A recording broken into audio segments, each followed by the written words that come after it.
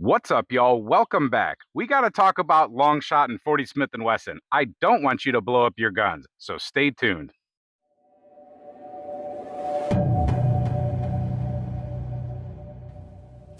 All right, first of all, anything that I talk about today, don't use as reloading data. I'm just talking about our experiences here on the Turkey's Opinion and a couple other people's experiences that we talk to generally in the comment section or come into live chats. We've discovered a problem with Longshot powder and the reloading data for it that's in at least two publications. I didn't search any other ones, but definitely in this one and definitely in this one. So if you have either the Hodgdon or the Hornady most recent manuals of reloading or handbooks of reloading, there's a problem. The data is giving you too much Longshot powder for 40 Smith & Wesson for a 155 or 150 grain-ish projectile. If you load it up to that red line, you might have a severe problem. We didn't even go to red line, and we had pretty good velocities we did not expect. Dangerous velocities, in my opinion. We showed signs of pressure. I didn't like the way it felt in the gun, and I'm glad that I didn't go straight to red line. We're never supposed to go straight to red line, but sometimes people do. So let me show you exactly what I'm talking about real quick with the data in the book, and let me explain to you what red line is. So on the Hornady Handbook of Reloading on page 901, we have the 40 Smith & Wesson, page 900 and 901. So 40 Smith & Wesson, there's all the details about it. Good reading. If you guys don't read these parts, you're missing out. There's usually little tidbits of information that are, like I said, interesting, helpful.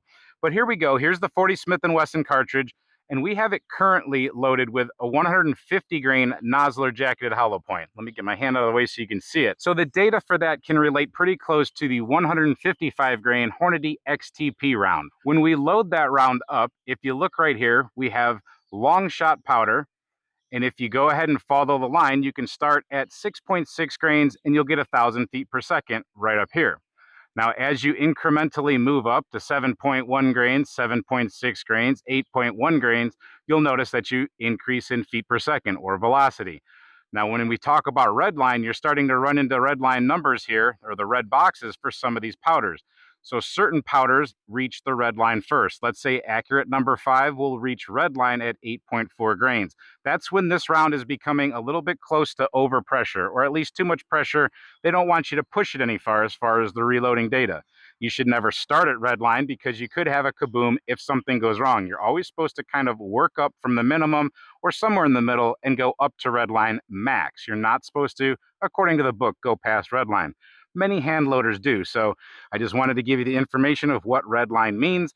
And that goes ahead, or that will go ahead and show you what we're talking about with Longshot. So Longshot following all the way up to 8.1 grains and then 8.6 grains, we settled on 8.5 just because it's an easy number to throw. So 8.5 grains is where we settled. You could go all the way up to 9.6 according to this book data. 9.6 grains would get you 1,300 feet per second. That is traveling pretty quickly. So I assumed that with 8.5 grains of Longshot, we would end up somewhere around the 1,200 feet per second range. Now, they used a Glock 22. They always tell you what gun they used.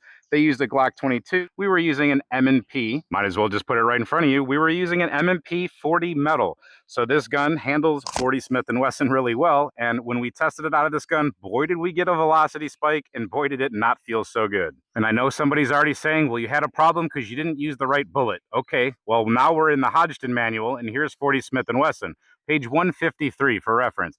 We're going to flip the page, and we're going to go right here to that exact bullet, the 150 grain Nosler jacketed hollow point. 40 caliber. And what we can see right here with Longshot is that the minimum is 7.5. They say that should get you 1184 at 2,600 PSI. I like that they include PSI in this manual. That's why I keep it around. And they go to 9.3. They don't go all the way up to the 9.6.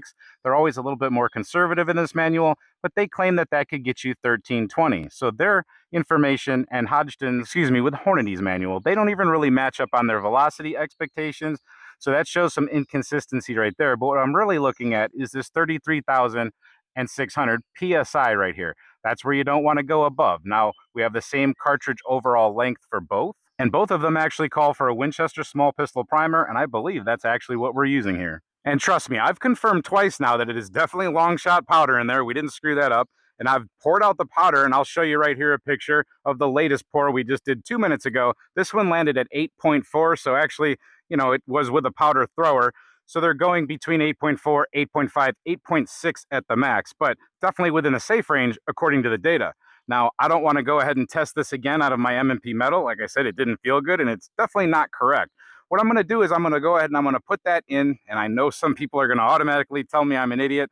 Trust me, this is okay. We're going to go ahead and put it in a 10mm pistol. This is an XDM Elite 10mm, and everybody knows that this is the test horse of the channel. Some people are probably groaning right now that here we go again, beating this gun up again.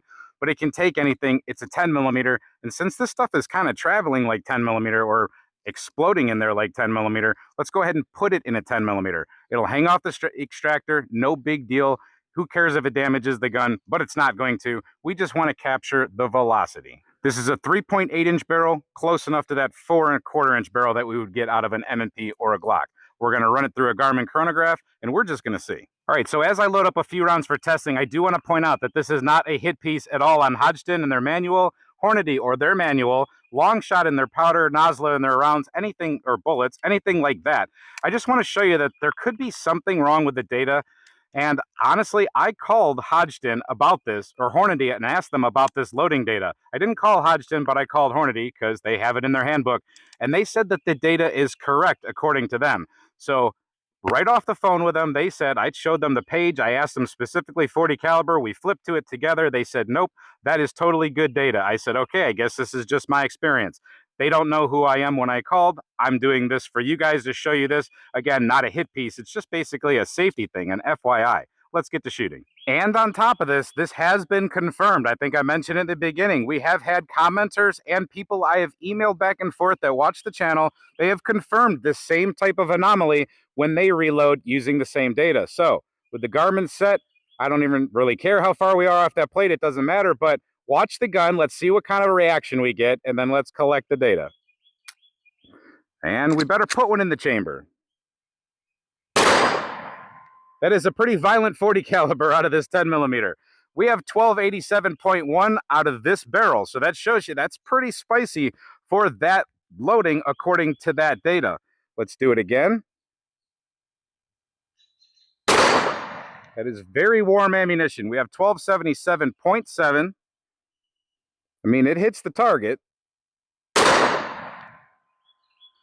1323.0. So that is a very spicy one right there. That could be a little bit of the inconsistency of the powder thrower, but still it is within the safe threshold according to the book.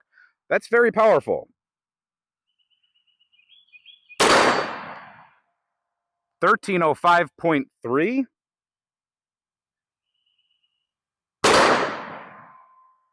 1332.9. So that's good enough right there out of a 3.8-inch barrel. I'm not going to put it through any other firearms. I don't feel it's good for the 40 caliber firearms. That's what I'm trying to show you guys. Let's go ahead and get this data up on screen, and let's talk about this some more. Now I'm going to put the data right here next to me, but you'll have it up on top of the screen too. But we had a maximum of 1332.9, and that is well above the 1300 it says right here if we were to go to a 9.6 grain load.